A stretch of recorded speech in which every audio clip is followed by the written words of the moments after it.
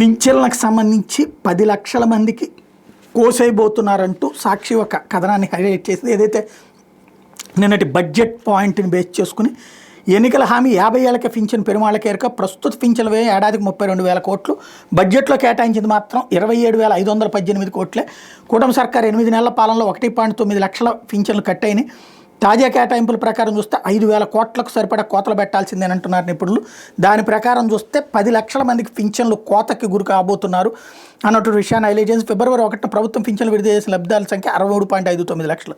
వీళ్ళకి వచ్చే ఆర్థిక సంవత్సరంలో నెలకు 2,719.5 కోట్ల చొప్పున పంపిణీ చేయాలి. అంటే ఏడాదికి 32,634 కోట్లు. కానీ బడ్జెట్ పింఛన్లకి 27,518 కోట్లు మాత్రం కేటాయించారు. ఇది కావాల్సిన నిధుల కన్నా ఏకంగా 5,116 కోట్లు తక్కువ ఉన్నాయి అన్నటువంటి విషయాన్ని హైలైట్ చేసింది.